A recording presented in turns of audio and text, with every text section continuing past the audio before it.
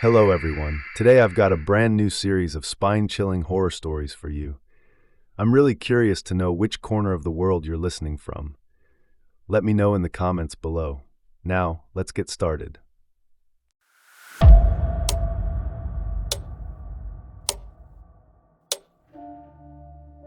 It was the first time my girlfriend and I had rented an RV for a long road trip, and we were excited to embark on this adventure.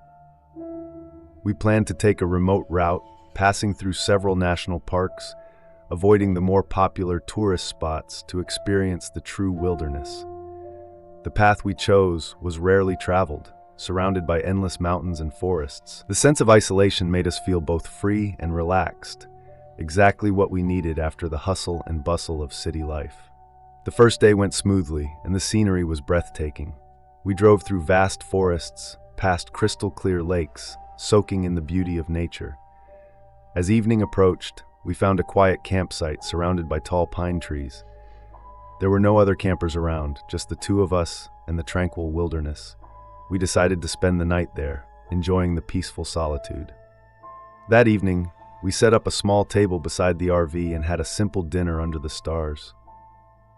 By the time we finished eating, the sky was completely dark and the distant mountains and forests had faded into the night. The only sounds were the occasional gusts of wind rustling through the trees and the faint crackling of our campfire. It was perfectly still, as though the whole world had gone to sleep. Around midnight, we climbed into the RV, ready for bed. The bed was comfortable, and soon we were drifting into a half-asleep state. But just as I was about to fully doze off, I suddenly heard a faint tapping sound coming from outside the RV. The tapping was soft, like someone gently knocking on the window with their knuckles. I opened my eyes and listened closely, thinking maybe a branch had blown against the window. After a minute or so, the sound stopped, and I relaxed again, thinking it was nothing more than the wind. I closed my eyes, trying to fall asleep. But it wasn't long before the tapping resumed. This time, it was louder and more deliberate, as though someone was intentionally knocking. My girlfriend woke up too. She looked at me, her voice uneasy. "Did you hear that? It sounds like someone's outside." I nodded, my heartbeat quickening. The tapping had a rhythm to it, unlike anything the wind would cause. I quickly sat up, feeling a growing sense of unease. I told my girlfriend to stay still while I crept toward the window, trying to peek outside through the gap in the curtains. But all I saw was darkness. The tapping stopped again, and everything outside was quiet once more. We both held our breath, listening to the silence, unsure of what to do next. Just when we thought it had stopped for good, the RV suddenly shook slightly, as if something or someone had pushed against it. My girlfriend grabbed my arm, her voice trembling. "Do you think it's an animal?" But in this remote part of the forest, no animal could be strong enough to rock the RV. Something felt very, very wrong. I decided I couldn't just sit there. I grabbed a flashlight and cautiously opened the RV door, stepping outside into the cold night. The darkness enveloped me as I shone the light around, the beam only illuminating a few feet ahead. Beyond that, the dense trees and thick shadows seemed impenetrable. The wind rustled the leaves, but there was no sign of anything unusual.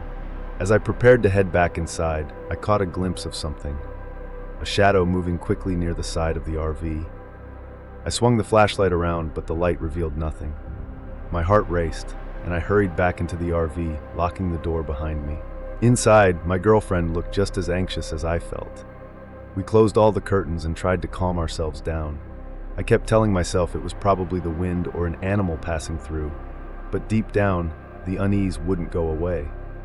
Around 2 a.m., my girlfriend suddenly woke me up, her face pale as she whispered, "I think I heard something on the roof." Her voice was filled with fear. I immediately sat up, fully alert now, and strained to listen.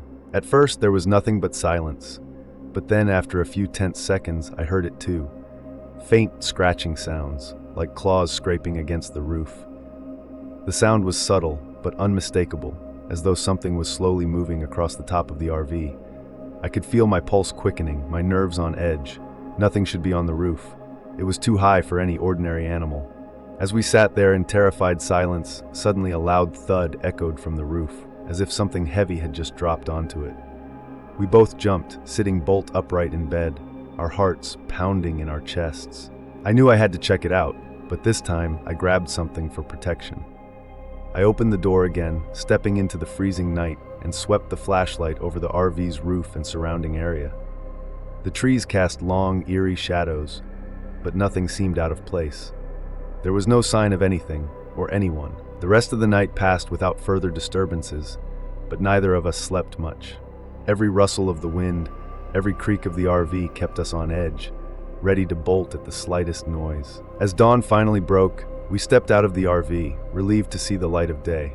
We began to inspect the RV, checking for any signs of what might have caused the noises.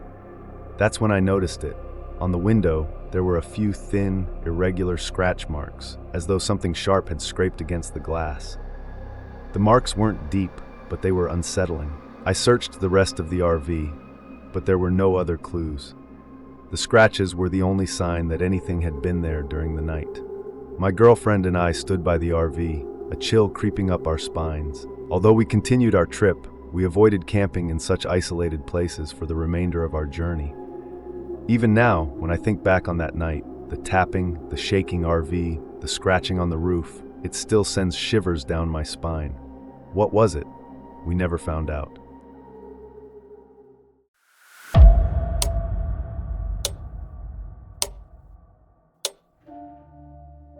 It was a cool autumn evening when my family and I rented an RV and headed out for a camping trip to a popular national park. This was a family adventure we had been looking forward to for a long time, and we were eager to spend a relaxing weekend in nature. We arrived at the campsite late, as most of the other campers had already set up their tents and settled in. The campground was large and well-equipped, but since we arrived later than planned, we chose a more secluded spot, away from the main area. We parked the RV near the edge of the forest, where the trees stood tall and thick, casting long shadows in the fading light. The forest seemed deep and mysterious, with the darkness slowly creeping in as the sun set. My family and I were busy setting up dinner by the fire, enjoying the peace and quiet. The kids played near the RV, their laughter mixing with the crackling of the campfire as the night deepened. After dinner, we all sat around the fire, soaking in the rare, tranquil moment. The campsite felt isolated, with no other campers nearby. The distant glow of other campfires was barely visible, and the world around us was growing quieter by the minute. Aside from the occasional rustling of the wind through the trees and the faint chirping of crickets, it was completely silent. As the night fully descended, I went inside the RV to gather some things, casually glancing out the window. That's when I saw him, a man standing at the edge of the woods, not far from our RV, staring directly at it. The sight of the man made my heart skip a beat. He was standing unnaturally still, too far to make out his face, but close enough that I could see his silhouette clearly. We were in a fairly remote part of the campsite, and no other campers were supposed to be near us. He hadn't moved, he just stood there watching. I quickly closed the curtain, a sense of unease creeping over me. My heart began to race as I thought about what I had just seen. Maybe he was just another camper taking a walk through the woods. Maybe he was lost and looking for something. I tried to calm myself, but there was something unsettling about the way he had been standing there, so still, so silent. I went back outside to the campfire, my mind still preoccupied with the figure I had seen. I quietly told my family about the man, feeling a strange chill in the air as I spoke. My wife immediately grew concerned and suggested we go inside the RV and lock the doors. The kids didn't fully understand what was happening, but they could sense the tension in the air. We quickly put out the fire and decided to turn in for the night, hoping the unsettling presence of the stranger was nothing serious. As I helped gather the kids inside, I glanced back toward the forest, half expecting the man to be gone, but he was still there, standing motionless at the edge of the trees, staring in our direction. I felt a wave of dread wash over me. We hurried inside the RV and locked all the doors and windows. The glow of the interior lights gave us a brief sense of safety, but the darkness outside felt oppressive, like it was closing in on us. The night wore on, and while the kids soon fell asleep, my wife and I lay awake, unable to shake the anxiety. She kept asking if I thought the man was still there, if I had heard anything outside. I reassured her, telling her it was probably just a fellow camper passing by, but deep down, I felt just as unsettled as she did.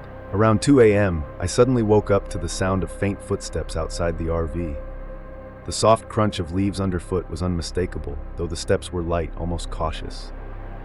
I sat up, straining to listen, my breath caught in my throat. My wife stirred beside me, her eyes wide with fear. "What's that noise? Is it him?" she whispered. I didn't answer right away, instead creeping toward the window and parting the curtains just a crack. Outside was pitch black, and I couldn't see anything. But then, from the other side of the RV, came a soft knocking sound. It was so gentle that at first I thought I might have imagined it, but then it came again, a slow, deliberate tapping on the door. My wife and I froze. The knocking continued, quiet but rhythmic, like someone was purposefully trying to get our attention.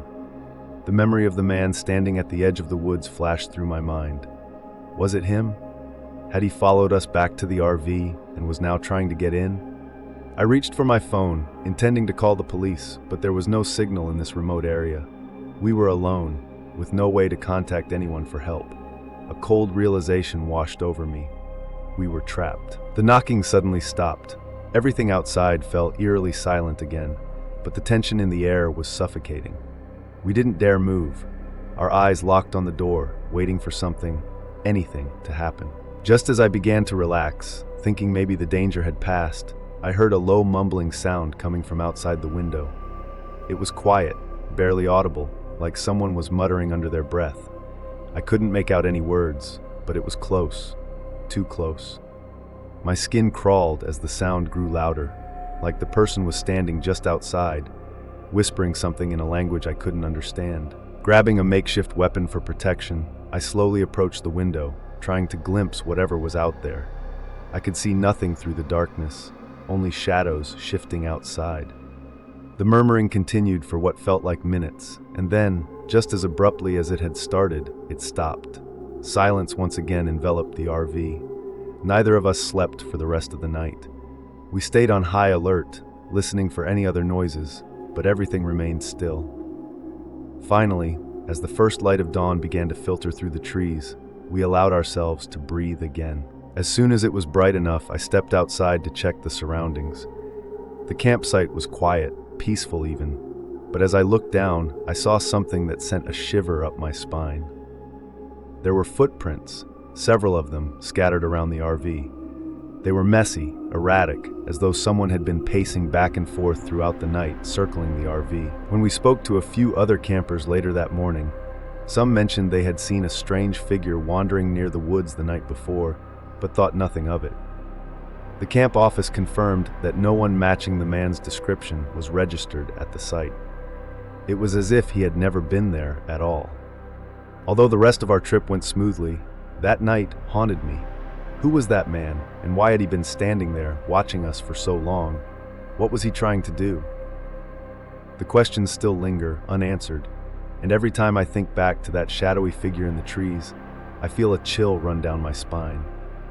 That stranger, with his silent presence and eerie whispers, remains a mystery I'll never forget.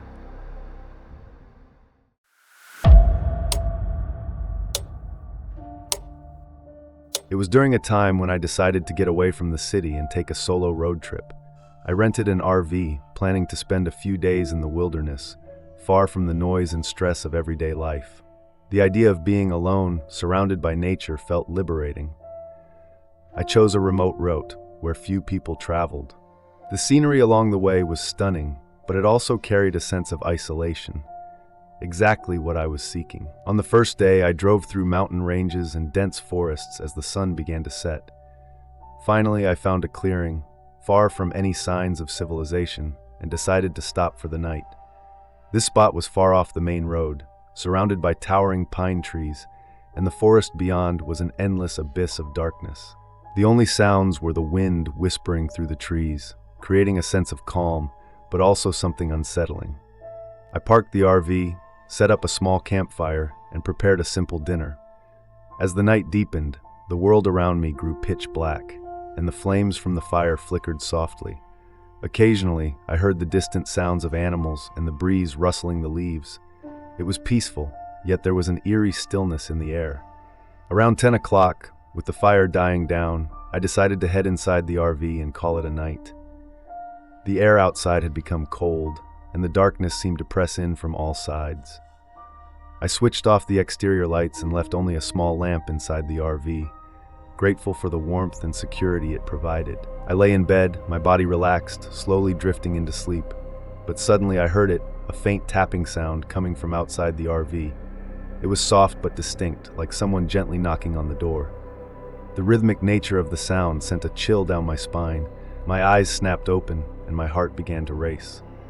In such a remote area, there shouldn't be anyone around.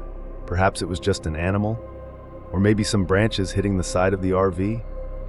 Trying to calm myself, I quietly got out of bed and tiptoed to the door, peeking through the small window. The night was dark, and my flashlight barely illuminated the immediate area around the RV. I couldn't see anything unusual. The knocking had stopped, and everything outside was deathly quiet. I breathed a sigh of relief, convinced it must have been the wind. I returned to bed, hoping to shake off the feeling of unease and finally get some sleep. But just a few minutes later, the tapping resumed, this time louder, clearer. It was deliberate, like someone knocking on the door trying to get my attention. My heart pounded as I sat up again, fear creeping in. This wasn't the wind, it was too purposeful. Someone, or something, was out there. I hesitated for a moment, but I knew I couldn't ignore it any longer. I walked to the front of the RV, turned on the interior lights, and grabbed a small tool for protection. I cautiously pulled back the curtain, my hand shaking slightly, and shone the flashlight outside. The beam cut through the darkness, illuminating only the area immediately around the RV. But there was no one there. No movement, no sound. For a few moments, everything was still. The tapping had stopped again, as if whoever or whatever was out there knew I was watching. My muscles tensed, and I locked the doors, ensuring every window was shut tight. I moved to the driver's seat, ready to start the RV and leave at any moment. Then I heard it, faint footsteps outside. This time they were unmistakable. Someone was walking around the RV, slow and deliberate, as if they were circling it. The footsteps stopped near the door. My heart raced faster, and I could feel the adrenaline pumping through me. I sat frozen, listening. Suddenly, the door handle rattled violently, as if someone was trying to force it open. I grabbed my phone and desperately tried to call for help, but there was no signal, nothing. I was completely alone, trapped in the middle of nowhere, with no way to contact anyone. The door continued to shake as the unknown figure outside grew more aggressive, determined to get inside. I braced against the door, trying to keep it from being forced open. My mind raced as I frantically thought of a way to escape, but starting the RV would take precious seconds, and I wasn't sure how much longer the door would hold. Just then, a loud bang echoed from the window next to me. Something or someone was pounding on the glass. I turned my head, and in the dim light, I saw it, a hand slamming repeatedly against the window, trying to break through. My fear hit its peak. I had to get out of there. With shaking hands, I managed to start the RV. The engine roared to life, and in that instant, the pounding stopped. The figure at the window vanished, and the door stopped rattling. I slammed my foot on the gas and sped out of the clearing, my heart still pounding in my chest. As I drove down the dark, empty road, I constantly checked the rearview mirror, half expecting to see the figure chasing after me, but there was nothing. The forest and the darkness fell away behind me, leaving only the distant memory of what had just happened. After driving for a few hours, I finally reached a spot where I had a signal and pulled over. I checked the RV, expecting to see some evidence of the attack. But there were no scratches on the door, no damage to the window, nothing. It was as if the entire night had never happened. Even now, thinking back on that night, I can't shake the feeling that something was out there, something dangerous, watching me from the shadows. The thought of being alone in the wilderness used to bring me peace, but after that night, it only brings fear. That's today's story. If you enjoyed it, please like, subscribe to my channel, and turn on the notification bell. Thank you for watching, and see you next time.